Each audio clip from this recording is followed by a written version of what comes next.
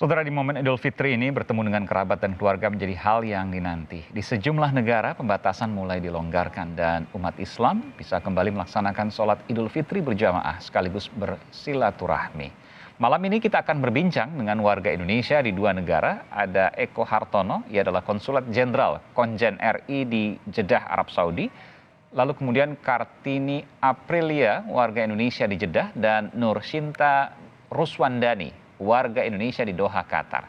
Selamat malam Bapak dan Ibu. Assalamualaikum warahmatullahi wabarakatuh. Selamat Idul Fitri untuk Bapak dan Ibu semua, sehat selalu, semoga kita dilimpahkan dan dilindungi oleh Tuhan Yang Maha Kuasa. Sama-sama. Iya. Selamat Idul Fitri juga. Saya ingin ke Pak Eko dulu, Pak Konjen di sana. Boleh. Jeddah tentu menjadi pintu utama kedatangan baik jemaah umroh nanti maupun jemaah haji. Untuk kali ini Pak, bagaimana kemudian Bapak bisa menyampaikan dari Jeddah Arab Saudi soal ini? Ya, sekarang ini untuk umroh dulu ya. Untuk umroh sekarang jamaah Indonesia adalah luar biasa, banyak sekali. Tercatat di data kami sejak awal Januari, tanggal 6 Januari sampai 1-2 hari yang lalu, sudah kurang lebih 110.000 jamaah umroh Indonesia, asal Indonesia yang telah beribadah di Arab Saudi ini. Kurang lebih sebulan itu Pak ya? Sebulan? Bukan, mulai dari Januari. Oh Januari, oke, sekitar, baik. Ya, Januari. Jadi sekitar berapa? Sudah 4 bulan ya? Iya, 4 bulan full ya. Ya, ya, sejak dibuka itu sudah banyak sekali warga kita yang melakukan ibadah umroh. Masjid-masjid utama, terutama di Masjid Nabawi dan Masjidil Haram, sudah banyak dipenuhi oleh jamaah kita. Ya.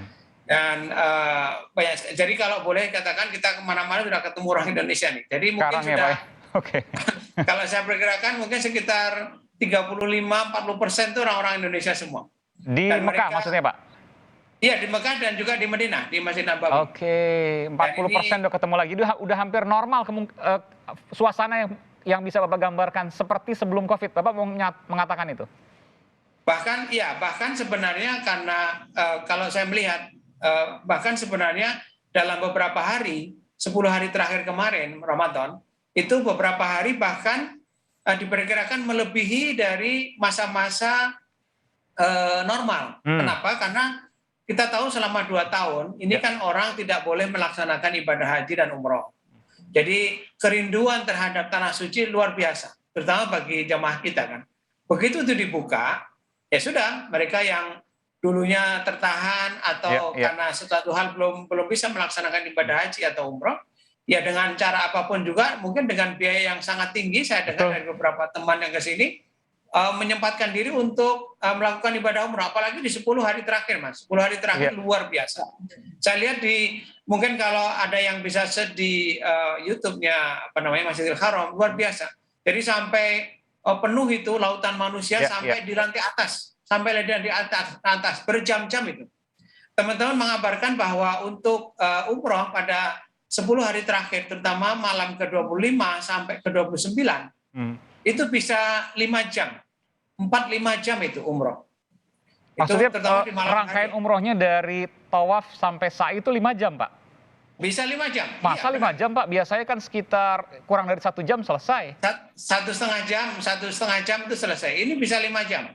Jadi bisa dibayangkan betapa padatnya Masjidil Haram. Dan itu menunjukkan luar biasa semangat dari para jamaah seluruh dunia, termasuk dari Indonesia. Kalau yang jalannya agak cepat mungkin 1 jam selesai begitu Pak. Ini 5 jam ya? Nggak cepat gimana orang itu muternya sampai lantai 3, di atap. Enggak, kalau kondisi normal maksud saya Pak, kalau kondisi normal. Oh iya. Kalau kondisi normal kan kita biasanya kan di lantai bawah ya, di sekitar Ka'bah. Di Mataf betul Pak ya? Iya, itu cepat itu. Kalau ini mungkin 1,5 jam total sudah selesai. Iya, sekarang di Mataf nggak bisa Pak, di lantai paling bawah itu nggak bisa Pak ya? Kecuali kita datangnya ya sangat-sangat awal ya. Kalau kita datang biasa sudah di lantai paling atas, di atap itu. Dan sangat jauh sekali memang ya muternya itu. Itu bisa berkali-kali putaran dari sekitar Ka'bah itu. Betul. Dan belum itu kemudian ketika sa'inya itu juga pasti penuh sekali Pak ya? Padat. Jadi 10 hari terakhir Masya Allah semangat jamaah bukan hanya dari luar tapi juga pihak Saudinya ya. Kebetulan kan di Saudi ini sejak tanggal 25 April itu kantor-kantor sudah pada libur. Aha. Nah, itu ya mereka memang bagian dari tradisi mereka. Iya, iya. 10 hari terakhir ini libur, jadi itu juga dimanfaatkan oleh keluarga di sini untuk lebih banyak melakukan ibadah, termasuk umroh. Iya. Jadi itu sudah di sini libur, kemudian dari Indonesia, dari berbagai negara juga berdatangan. Jadi memang luar biasa, luar biasa. Oke. Ada rasa senang, bangga di situ, tapi juga ada rasa apa ya? Waduh, kenapa ya bisa sampai 5 jam gitu? Iya, iya, ini menarik sekali. Nanti saya sebelum ke Mbak Kartini Aprilia yang juga ada di Jeddah dan juga Mbak Nur Sinta di Qatar, saya mau tanya dulu ke Pak Konjen. Pak Konjen, ini 10 hari terakhir nih makin banyak warga Indonesia. Padahal kalau kita bicara soal biaya begitu ya, rata-rata kan kalau normal mungkin sekitar 30 jutaan untuk umroh. Kalau 10 hari terakhir berapa itu, Pak? 10 hari terakhir antara satu orang antara 100 sampai 125 juta per Jadi orang. 4 kali lipat, Pak, kurang lebih ya? Ya, Luar biasa. itu Dan sudah animonya luar biasa. luar biasa. Jadi itu yang tadi saya sebut bahwa sebagian anggota masyarakat dengan kemampuan ekonomi yang lebih itu berani membayar dengan biaya yang jauh berlipat-lipat untuk melaksanakan ibadah umroh. Jadi tadi 10 hari terakhir itu 100 sampai 125. Kenapa? Karena hotel-hotel di Mekah untuk 10 hari terakhir, ini sudah berjalan beberapa tahun ya, bahwa untuk 10 hari terakhir mereka manakan charge atau cost itu ya 10 malam. Mau kita pakai 2-3 malam ya mereka mintanya 10 malam pakai. 10 malam itu ya sudah gitu. Mau take it or leave it. Jadi ya bisa dibayangkan itu dengan biaya yang sangat tinggi pun orang berebut. Iya, iya. Dan kadang yang saya dengar juga beberapa jamaah itu agak kecewa karena layanannya ternyata tidak seperti biaya yang dibayarkan. Hotel bintang 5 begitu ya, karena memang kan begitu padat begitu, Pak ya? Itu kalau 100 juta, mending kalau bintang 5 ada yang mendapatkan pelayanan bintang 3. Oh iya, Nah ini mereka, iya. Karena Dan penuh ini semua. ya sayang, kasihan juga. Iya, Ini ya itulah, karena ya mungkin karena saking semangat, mungkin yang bersangkutan juga, waduh saya nggak ngecek juga ya. Ada juga yang kejadian begitu. Oke. Ada juga. Meskipun mereka datang ke sana tentu 10 hari terakhir itu mengharapkan pahala yang sangat besar ya di Tentunya. hari-hari terakhir bulan Ramadan. Iya. Betul.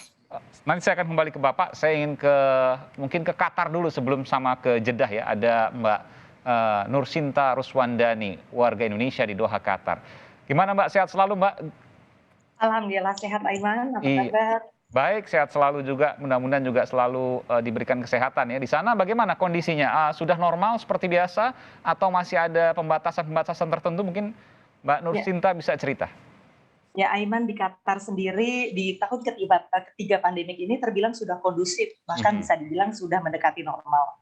Kendati masyarakat tetap menggunakan masker dan tetap menjalankan protokol kesehatan, Aiman. Baik itu mal ataupun tempat-tempat ibadah sudah dibuka secara umum, sehingga kita bisa melaksanakan kegiatan seperti halnya hari-hari biasa sebelum pandemik, Aiman. Oke, kondisi sholat id dan lain sebagainya sudah normal seperti sebelum COVID atau bagaimana? Untuk kapasitasnya tidak sepadat seperti keadaan sebelum pandemik, namun antusias warga di tahun ketiga pandemik ini sudah sangat tinggi. Seperti pagi tadi, Aiman, kami melakukan sholat Idul Fitri di Masjid Muhammad bin Abdul Wahab di kota Doha. Kita melaksanakan ibadah sholat Idul Fitri pada pukul 5.12. Namun semenjak pukul 4 pagi setelah sholat subuh, kondisi jalanan sudah terlihat sangat macet dan masyarakat hampir bisa berjalan antara 500 hingga 1 kilo untuk menuju ke masjid-masjid terdekat, Aiman. Jadi dari subuh, bahkan dari sebelum subuh ya, sudah nunggu di sana? Betul, sudah standby dan bahkan banyak yang terjebak kemacetan ya, Aiman, sehingga trotoar dan taman-taman menjadi tempat sholat Idul Fitri pada pagi hari ini karena tidak bisa mendekati masjid, begitu, Aiman. Nggak seperti di Indonesia. Kalau di Indonesia kan ada banyak masjid, tanah lapang yang kemudian digunakan sholat id sehingga tidak perlu terlalu berdesak-desakan. 75% kalau di Istiqlal misalnya dibatasi. Kalau di sana bagaimana? Di sini sekitar disediakan 520 masjid dan tanah lapang, namun nampaknya beberapa masjid besar seperti Masjid Muhammad bin Abdul Wahab ini menjadi tempat tujuan bagi warga masyarakat yang tinggal di Doha dan sekitarnya, Iman, sehingga memang terlihat sangat penuh kita di hari ini. Iya, tapi protokol kesehatan masih diimbau di sana untuk menggunakan masker misalnya, atau mungkin masih menjaga jarak? Eee, Memang masyarakat masih mengimbau untuk menggunakan masker baik di dalam maupun di luar ruangan, Aiman. Tapi nampaknya masyarakat sendiri juga tetap waspada ya dengan menjaga jarak antara satu sama lain. Oke, tetap menjaga jarak jadi di Doha, Qatar ya. Baik. Betul. Kalau dari Jeddah lagi saya kembali ke Mbak Kartini, ya kali ini ke Mbak Kartini warga Indonesia di Jeddah. Suasana lebarannya seperti apa, Mbak, di Jeddah? Iya, halo Mas, apa kabar? Iya, Baik. di sini, seperti biasa kondisi normal sudah seperti tidak ada pandemi atau apapun. Penggunaan masker pun kembali lagi kepada warga masing-masing yang mau menggunakan dipersilakan, yang tidak pun tidak masalah. Di masjid semua, masuk, tidak ada pengecekan, kembali semua seperti normal ya, kondusif Mhm. dan, padat, cukup padat. Kebetulan di lingkungan, rumah saya ada masjid juga dekat rumah saya. Itu seperti, lebaran seperti tahun-tahun sebelumnya, seperti sebelum pandemi dan, sholat pun padat, Mmm. tidak ada jaga jarak atau, sejenisnya dan semua itu, berjalan dengan Oke. lancar dan, seperti kembali normal seperti kita belum pandemi waktu dulu itu. Mbak, Kartini sehari-hari aktivitasnya di mana, Mbak? Kebetulan saya, sekarang sudah jadi ibu rumah tangga dengan 3 orang Oke. anak saya. Jadi sibuk sehari-hari di rumah aja. Oh, di rumah, baik baik. Suami bekerja tapi ya? Iya, kebetulan kita dulu bekerja di satu maskapai juga penerbangan Saudi Airlines, tetapi sekarang saya sudah, eee Oke. Jadi dulu, iya cabin crew lah begitu ya? iya betul. Sudah Beserta suami, warga Indonesia juga? bukan, kebetulan suami warga Saudi Arabia, Oh, warga warga Saudi. Saudi Arabia dan keduanya adalah bekerja dulu di Saudi Airlines, betul ya? Jadi sebenarnya saya juga dari sebelum menikah sudah agak cukup lama juga di sini, menetap di sini karena sewaktu bekerja pun saya di sini. Jadi, terlihat bagaimana perbedaan, suasana dari awal Mmm. sampai akhir dan dari melewati pandemi dan masa-masa itu sampai sekarang Iya pun iya. terlihat perbedaan, animo masyarakat, Oke. eee, lebih-lebih gimana ya, karena dulu kan pandemi orang agak takut juga walaupun tahun lalu sempat masjid, ada dibuka atau gimana, cuman masih ada rasa takut. Sekarang alhamdulillah, masyarakat betul-betul merasa apa, aman dan, mereka sudah tidak ada rasa takut lagi untuk pelaksanaan sholat Id, sudah seperti betul-betul normal seperti sebelumnya. Oke. Tapi sehat semua ya? Tidak ada peningkatan Covid misalnya di sana? Tidak ada sih sampai sekarang tidak ada yang signifikan atau bagaimana, mungkin, kasusnya tetap mungkin ada ya, tapi cuman tidak, apa, Tidak tidak naik seperti drastis? Ada, masih ya ada, tapi tidak naik drastis dan, rumah sakit juga masih bisa menangani bahkan ya ya, cenderung, oh, lengang begitu ya? ya, semuanya kayaknya kondisinya sekarang sudah aman, terkendali, sudah Amin, stabil ya, mudah-mudahan sudah iya. stabil, alhamdulillah. Mbak Kartini, kalau di Indonesia kan kita tahu ya, keliling, silaturahmi, mungkin Mbak Kartini bisa cerita di Saudi seperti apa? Kalau suasana lebaran hari pertama atau mungkin kalau di sini kan liburnya 2 hari nih, hari pertama, Ya. hari kedua, kalau di sana seperti apa? Kalau di sini libur seperti, Bapak Eko bilang, 10 hari sebelum menjelang Id itu sudah libur Oke semuanya, dan setelah Id pun, sekitar seminggu ya, 5 hari sampai seminggu biasanya, untuk, liburan tambahan setelah Id. Tapi oke untuk, suasana lebaran di sini, tentunya nggak seperti di Indo ya, kita keliling-keliling. Kalau di sini biasanya setelah selepas Id balik ke rumah masing-masing atau kumpul keluarga besar inti aja, kita, sama-sama sarapan gitu, setelah itu balik ke rumah masing-masing dan, tidur siang. Kebetulan saya oke. juga tidur siang. Jadi untuk Jad keliling-keliling nggak ada, mungkin mereka nanti setelah lebaran, 2, 3 hari baru, kumpul, di satu rumah, open house lah istilahnya seperti open house gitu, tapi nggak oke.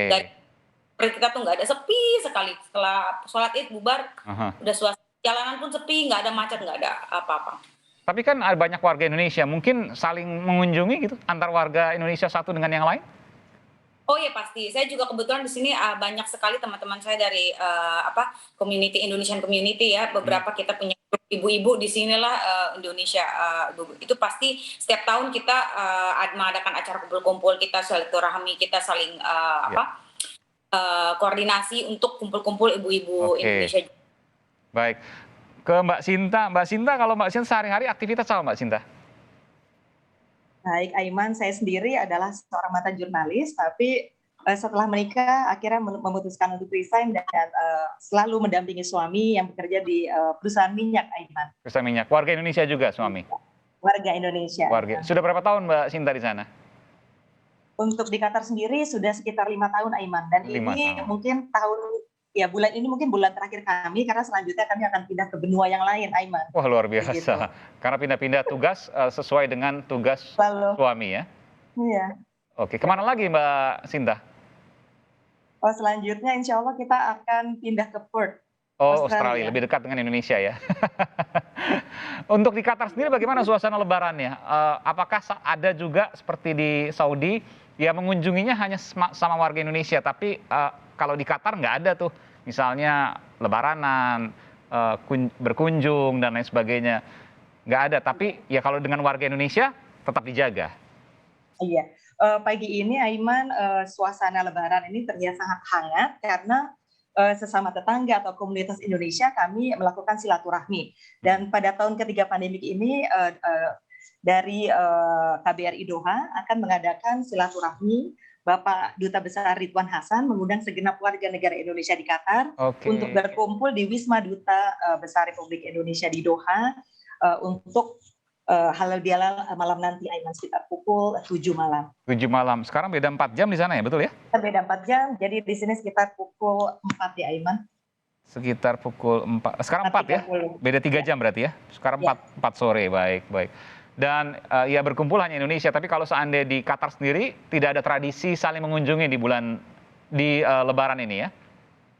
Biasanya untuk warga Qatar sendiri, mereka tetap melakukan silaturahmi, namun hanya untuk komunitas mereka, Aiman, sesama warga Qatar. Oke, baik. Jadi jalanan juga sepi. Kalau di Indonesia kan, di Jakarta misalnya, walaupun Lebaran, jalanan macet.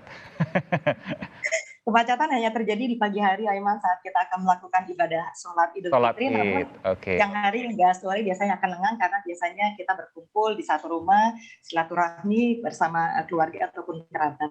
Baik. Ya, tentu ini juga menjadi sebuah pandangan baru, suasana baru. Kita ingin mengetahui bagaimana kemudian terjadi di sana. Terakhir ke Pak Konjen. Pak Konjen, ini tentu ada acara juga dong di Konjen ya untuk warga Indonesia. Ya, jadi mulai tadi pagi kami sekitar pukul 6.15 sampai pukul 7 pagi di halaman Wisma juga diadakan sholat Id untuk masyarakat Indonesia yang ada di sini. Ada sekitar 1000-an masyarakat yang hadir masyarakat sholat Id di sini.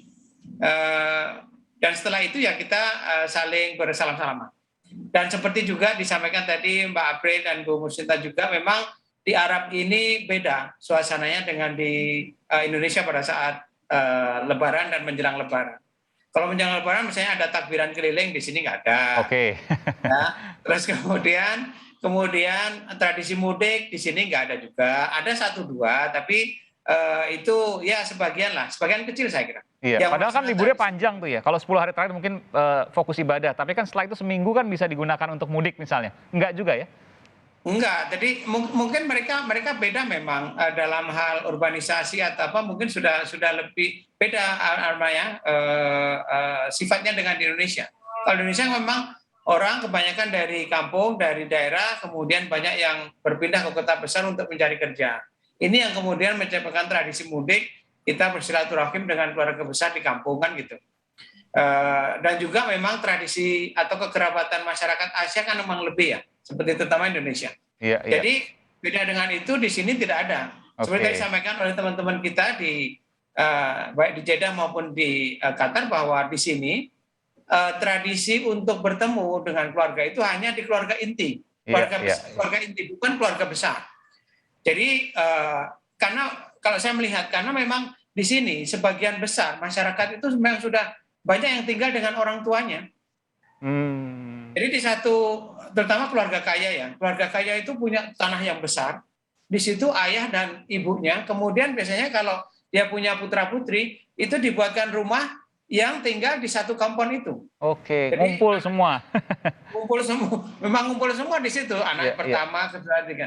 Ya, itu banyak yang begitu, tidak semua, tapi banyak yang Baik. begitu, terutama keluarga yang berada. Nah, ini. Baik, baik. Jadi sekali lagi tradisi kunjung-munjung di sini hanya banyak terjadi di masyarakat kita, atau terutama masyarakat Asia. Jadi Oke. antara keluarga Indonesia di sini iya, tapi setelah itu ya untuk orang Arab sendiri enggak. Jadi Oke. mereka ya seperti tadi saya sampaikan Pak April, setelah itu ya sepi biasa, lalu lintas biasa. Baik. Lalu lintas biasa kembali. Dan mudah-mudahan juga ini menjadi momen kebersamaan untuk kembali normal, karena kita terus meningkatkan tentunya imun tubuh, itu yang kemudian terpenting ya. Karena di sana juga Betul. vaksinasi juga sudah lengkap, lalu kemudian juga warga semakin sadar akan hidup sehat. Tentu ini bisa menjadi sebuah modal untuk kembali ke kehidupan yang kembali normal, dan kita lihat hari ini mudah-mudahan juga menjadi tonggak di mana kita bisa hidup sehat dan normal kembali. Terima kasih Pak Konjen, Konsulat Jenderal RI di Jeddah, Pak Eko Hartono. Ada juga Baik. Mbak Kartini Aprilia, warga Indonesia di Jeddah. Dan Mbak Nursinta Ruswandani, warga Indonesia di Doha, Qatar, yang sebentar lagi insya Allah akan pindah ke Perth, Australia. Terima kasih Mbak. Bapak, selamat malam, Ya, sehat baik. selalu. Selamat. Assalamualaikum warahmatullahi wabarakatuh.